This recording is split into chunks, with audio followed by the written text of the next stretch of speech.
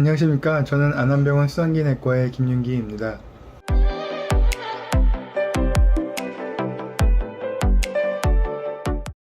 제가 오늘 발표할 주제는 2020년 유럽 심장학회에서 발표된 심방제동의 진단과 치료 가이드라인입니다. 2020년 유럽 심장학회에서 새로운 심방제동 가이드라인을 발표하였는데 굉장히 잘 정리가 되어 있어서 많은 선생님들에게 굉장히 좋은 평가를 받고 있습니다. 오늘 이 자리를 통하여 간략히 리뷰해보는 시간을 가지고자 합니다. 다른 모든 가이드라인과 마찬가지로 Class of Recommendation과 Level of Evidence를 제시하고 있었고, 이번 가이드라인의 시작은 심방세동이 있을 때 어떠한 다양한 합병증들이 발생하는지를 기술하고 있었습니다. 심방세동이 있으면은 전체적인 사망률이 1.5배에서 3.5배 증가하고 있었고, 모든 뇌경색의 20에서 30%가 심방세동에 의해 발생한다고 기술하고 있었습니다. 또한 모든 심방세동의 20에서 30%에서 결국 좌심실의 기능 저하나 임상적인 심부전이 발생한다고 기술하고 있었습니다. 뇌경색뿐만 아니라 치매의 위험도도 심방세동 환자에서 50% 이상 증가한다고 기술하고 있었습니다. 이전 미국과 우리나라의 후향적 분석 결과에서도 심방세동이 있으면은 전체적인 사망률이 3.5배 이상 증가하는 것으로 보고가 되어서 심방세동을 굉장히 잘 치료해야 된다는 것을 시사하고 있었습니다. 이러한 심방세동을 치료하기 전에 어떻게 잘 진단할 수 있을 것인가에 대해서 잘 기술하고 있었는데, 최근에는 이러한 인공 심박동기나 임플란터블 루프 레코더 같은 심장 내 전기 기기들이 굉장히 많이 환자들에게 삽입되고 있고, 이러한 기계들에서 다양한 굉장히 많은 심방세동 에피소드들이 관찰이 되고 있습니다.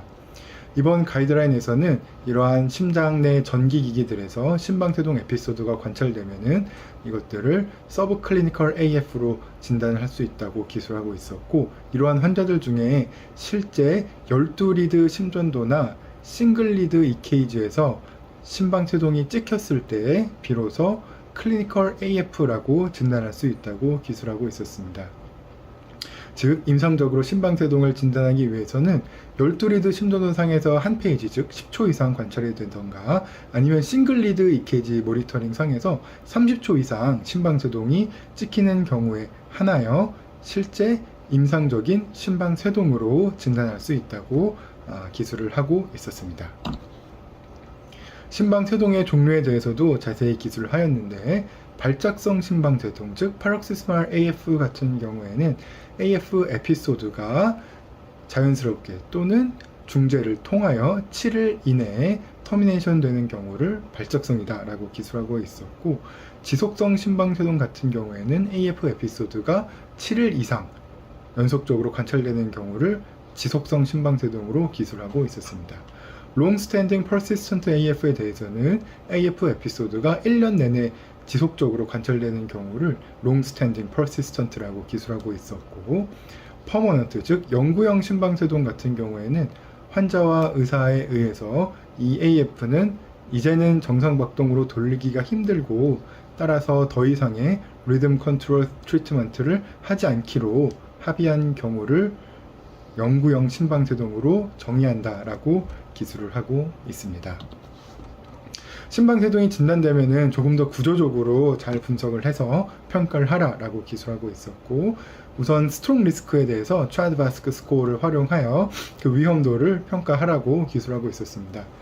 ERA 심톰 스코어 내지는 다양한 퀄리티 오브 라이프를 평가하는 도구들을 사용하여 환자의 증상 정도를 평가하라고 기술하고 있었고, 심방세동의 버든, 즉 전체적인 모니터링 기간 중에 얼마가 심방세동인지, 즉 심방세동의 버든이 몇 %인지 심방세동의 버든을 평가하라 라고 기술하고 있었습니다. 심방세동 환자에서 트라드바스크 스코어 및 환자의 증상 등을 포함한 자세한 메디컬 히스토리 테이킹을 하라고 권고하고 있었고, 12리드 심전도를 모든 환자에서 시행토록 권고하고 있습니다. 또한 갑상선 기능 검사나 경흉부 초음파를 시행하도록 권고하고 있었고, 필요한 경우에 한해서 ambulatory ECG 모니터링이나 경식도 초음파, 그리고 관상동맥 질환이 의심되는 경우에 한해서 관상동맥 CT 엔지오그래피를 시행하도록 하고 있고, 이전 뇌경색이 있었을 것으로 의심되는 환자에 대해서 브레인 CT나 MRI를 시행하도록 하고 있습니다. 아울러 좀 더 옵티멀한 매니지먼트를 위하여 1차 의료기관과 2차, 3차 의료기관의 원활한 소통을 강조하고 있었고, 의사뿐만 아니라 간호사를 포함한 다양한 메디컬 팀들 간의 좋은 협업을 권고하고 있었습니다. 이번 가이드라인에서 Integrated AF Management를 굉장히 강조하고 있는데요. 우선 A, B, C 패스웨이라는 게 있는데, 그 중에 A는 Avoid Stroke, 즉 스트로크를 예방해야 된다 라고 기술하고 있고, B는 심텀을 더 잘 관리해라, 즉 Better Symptom Control이죠. 그 다음에 C는 다양한 Cardiovascular Risk Factor를 잘 관리해라. AF도 다양한 리스크 팩터가 있는데, 즉 이러한 리스크 팩터를 잘 관리해야 한다 라고 기술을 하고 있었습니다. 그 이외에도 환자들도 잘 교육시켜야 되고, 다양한 라이프 스타일도 잘 관리를 해야 하며, 또 감정적으로 그리고 정서적으로 환자들을 잘 서포트해야 된다 라고 기술하고 있고, 또한 약을 잘 복용할 수 있도록 이런 것들에 대한 교육도 필요하다 라고 기술하고 있습니다. 또한 다양한 진료과 그리고 다양한 의료 직종들 간에도 굉장히 좋은 팀워크가 필요하다 라고 기술을 하고 있습니다. 이번 발표 시간에는 이 A, B, C에 대해서 조금 더 중점적으로 살펴보도록 하겠습니다. 그러면 우선 스트로크 프리벤션, 즉 어보이드 스트로크에 대해서 살펴보도록 하겠습니다. 이 스트로크 프리벤션에 대해서는 굉장히 또 좋은 발표 자료들이 많기 때문에 이번 리뷰 시간에는 간략히만 살펴보도록 하겠습니다. 제일 먼저 하여야 할 것은 이 차드바스크 점수를 통하여 환자의 스트로크 리스크가 얼마큼 되는지를 평가하는 것이라고 할 수 있겠습니다.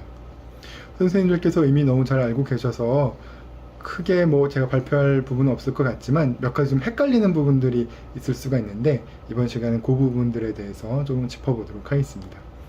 먼저 하트 페일리어, 어떨 때 이 하트 페일리어가 1점을 받는 것인지가 가끔 헷갈리는 경우가 있을 수가 있는데, 임상적인 신부전, 즉 초음파를 하지 않고 임상적으로도 이제 신부전을 진단을 하는 건데, 임상적으로 신부전이 진단된 경우에도 1점을 받을 수가 있고, 또한 심장 초음파 상에서 이젝션 프랙션이 40% 이하일 경우에 1점을 받고요. 또한 그런 심장 초음파 상에서의 심장 수축률과 관련 없이 하이퍼트로픽 카르디오마이오패시, 즉 비후성 심근병증이 있을 때도 이렇게 1점을 받도록 이번 가이드라인에서 기술을 하고 있었습니다. 또 가끔 이제 혼동스러운 부분이 스트로크인데, 스트로크만 2점을 받는 게 아니고 이런 트랜지언트 이스케믹 어택도 2점을 받고, 다양한 시스테믹 엠볼리즘, 즉 팔다리로도 이제 스롬보스가 엠볼라이즈 돼서 증상을 유발할 수가 있는데, 이러한 시스테믹 엠볼리즘, 스트로크가 아닌 시스테믹 엠볼, 레날 인팍션도 포함이 될 것이고요. 이런 시스테믹 엠볼리즘도 2점을 받는 것으로 이제 기술을 하고 있습니다. 또 V, 이 바스큘라 디지즈가 조금 헷갈리는 부분이 있는데, 관상동맥 질환 같은 경우에는 엔지오그래피컬리하게 중증 협착이 있을 경우에 1점을 받는다라고 기술하고 있었습니다. 몇 퍼센트 막혀 있는지에 대해서는 기술을 하고 있지 않지만, 일반적으로 저희가 75% 직경이 막혀 있을 때를 엔지오그래픽하게 시그니피컨트하다라고 하니 75% 이상이 협착되어 있을 때를 말하는 것으로 보아도 무방할 것 같습니다. 이전에 심근경색이 있을 때도 당연히 1점을 받고요.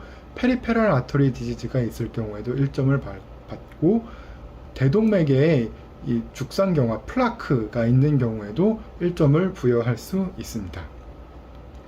그 이외에 나이 기준이나 고혈압 당뇨 그리고 성별 기준은 명확하여 헷갈리는 일은 없을 것 같습니다. 그러면 어떨 때 항응고 치료를 하는지에 대해서 잘 정리된 도표가 있었는데요. 일단 심방세동이 있으면은 메카니컬 밸브가 있거나 moderate to severe mitral stenosis가 있는 경우에는 차드바스크 스코어와 무관하게 와파린을 투약하도록 권고하고 있었습니다.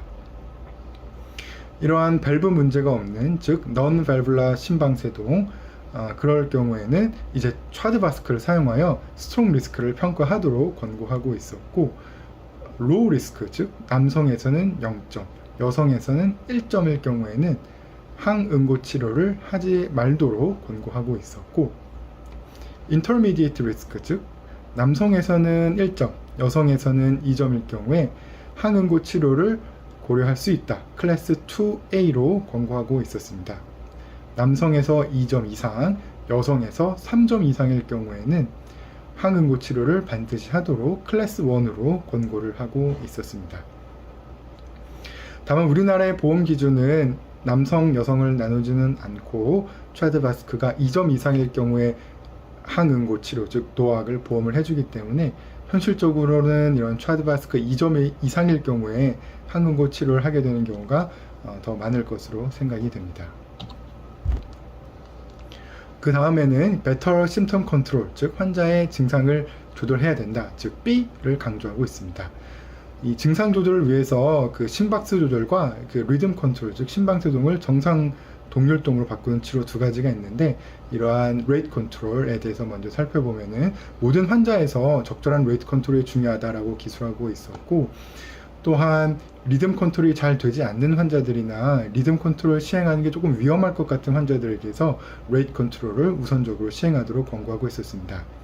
레이트 컨트롤은 우선적으로 110회 미만으로 조절하도록 권고하고 있었고, 이렇게 했는데도 증상이 조절되지 않거나 좌심실 기능이 점점 더 안 좋아지는 경우, 그럴 경우에는 조금 더 80회 이하로 좀 더 엄격하게 조절해 보는 것을 권고하고 있었고, 리듬 컨트롤을 적극적으로 하였음에도 불구하고 지속적으로 좌심실 기능이 저하되거나 환자 증상이 점점 더 심해지거나 그럴 경우에는 리듬 컨트롤, 즉 AF를 없애서 정상 동률동으로 전환하는 리듬 컨트롤 또는 AV 노드를 어블레이션해서 강제적으로 레이트를 조절하는 그러한 치료들에 대해서도 기술하고 있었습니다.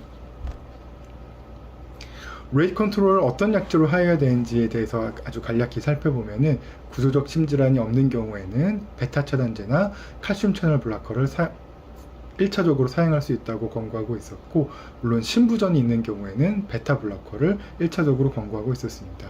COPD나 에스마 같이 베타 블로커를 사용하기가 조금 부담스러운 경우에는 칼슘 채널 블로커를 우선적으로 사용하라고 권고하고 있었고, 이러한 1차 약제를 사용하였는데도 레이트 컨트롤이 충분하지 않을 경우에는 디곡신이나 경우에 따라서 아미오다론 같은 약제를 추가해서 좀 더 적극적으로 조절해 볼 수 있다고 하고 있습니다. 두 가지 이상의 약제를 사용했는데도 잘 조절이 되지 않을 경우에는 칼슘 채널 블로커, 베타 블로커, 그리고 디곡신, 아미오다론 등 다양한 약제를 복합적으로 사용해서 레이트 컨트롤을 해보도록 권고하고 있었고, 이렇게 다양한 약제, 세 가지 이상의 약제를 사용해도 잘 조절되지 않는 경우에는 AV 노드를 어블레이션 하는 경우도 있을 수 있다라고 권고하고 있었습니다. 그 다음으로 이제 리듬 컨트롤에 대해서 살펴보면은, 환자의 증상이 있는 경우에 한해서 이런 리듬 컨트롤을 시행해 보도록 권고하고 있었고, 증상이 없는 경우에도 한번 카디오 버전을 해서 환자가 좋아지는 것이 있는지 한번 확인해 볼 수 있다라고 권고하고 있었습니다. 그러면 주로 어느 환자들에게서 이러한 리듬 컨트롤을 하는 게 도움이 되는지에 대해서 살펴보면은, 젊은 환자들, 그리고 AF가 첫 번째 에피소드인 경우, 그리고 AF의 히스토리가 짧은 경우에 한번 시도해 볼 수 있다고 하고 있었고, 타키카디아 때문에 심장 기능이 저하되는 경우에도 이런 리듬 컨트롤을 해볼 수 있다라고 권고하고 있었습니다. 좌심방 크기가 크지 않은 경우에 한해서 리듬 컨트롤이 좀 더 도움이 될 수 있다라고 권고하고 있었고, 적절한 약물적 치료에도 불구하고 레이트 컨트롤이 잘 되지 않는 경우에 리듬 컨트롤을 해볼 수 있다라고 기술하고 있었고, 환자가 당연히 원하는 경우에도 리듬 컨트롤을 시도해 볼 수 있다고 권고하고 있습니다. 이런 리듬 컨트롤을 할 수 있는 방법으로는 항부정맥 약제가 있고, 시술적 치료인 pulmonary vein isolation이 있겠습니다. 또한 셀렉션된 경우에 한해서 수술적인 방법으로도 리듬 컨트롤을 시도해 볼 수 있을 것으로 생각이 됩니다. 시간 관계상 이러한 치료 방법들에 대한 자세한 리뷰는 또 다음 기회가 있다면 한 번 더 발표해 보도록 하겠습니다. 그 다음에 또 중요한 것이 C 패스웨이죠. Cardiovascular Risk Factor Management입니다. 심방세동은 에이지나 유전자, 성별, 다양한 에스니시티 같은 교정할 수 없는 리스크 팩터들도 있지만, 술이나 고혈압, 그리고 비만, 이러한 교정할 수 있는 리스크 팩터도 굉장히 많이 있습니다. 따라서 이번 가이드라인에서도 혈압을 잘 조절하여야 한다. 체중 감량하는 것이 도움이 될 수 있다. 술을 중단하는 것이 도움이 될 수 있다. 또한 적절한 피지컬 액티비티를 유지하는 것이 도움이 될 수 있다. 이러한 다양한 라이프스타일 모디피케이션에 대한 권고안들을 내놓고 있습니다. 이러한 카디오베스쿨라 리스크 팩터 매니지먼트도 심방세동의 치료에 굉장히 중요한 부분일 것으로 생각이 됩니다. 최근에 발표된 연구인데 심방세동 환자들에게서 물론 이제 그 드링커인 경우에 한해서 술을 이제 중단시켰더니 계속 술을 복용한 환자들보다 심방세동의 재발률이 현저하게 줄었다라는 좋은 연구 결과를 발표한 바가 있습니다. 호주에서 시행된 연구였고요. 또 오른쪽 패널은 심방세동에 대해서 요새 크라이오 어블레이션이라고 시술적 치료를 굉장히 많이 시행을 하고 있는데 이러한 시술적 치료를 얻을 수 있는 이득만큼이나 술을 중단하면은 그러한 비슷한 정도로 굉장히 많은 이득을 얻을 수 있다라는 것을 보고를 하였고 술을 중단하는 것뿐만 아니라 혈압도 잘 조절하고 당뇨병도 잘 조절하고 또 불면증이 있다면 불면증도 치료하고 obstructive sleep apnea 같은 다양한 리스크 팩터를 교정할 수 있는 여지가 굉장히 많기 때문에 A pathway avoid stroke이죠. B pathway 약물적 치료 또는 시술적 치료를 통한 증상 조절이죠. 그것뿐만 아니라 C pathway 즉 다양한 위험 인자의 조절 이것 또한 심방세동 환자에서 치료에 굉장히 중요한 부분이 아닐까 합니다. 말씀드린 대로 이 ABC 패스웨이를 이번 가이드라인에서 굉장히 강조하고 있었고 또한 다양한 팀들 간의 협업이 심방세동 환자의 궁극적인 치료를 위해서 굉장히 중요하다라고 강조하고 있었습니다. 제게 주어진 시간 좀 넘은 것 같은데요. 이번 가이드라인이 워낙 중요한 내용이 많이 있어서 조금 최대한 열심히 리뷰를 해보았습니다. 다음 기회가 있다면 이번에 말씀드리지 못한 부분에 대해서도 한번 선생님들께 도움이 되는 자료를 준비해 보도록 하겠습니다. 경청해 주셔서 굉장히 감사드립니다.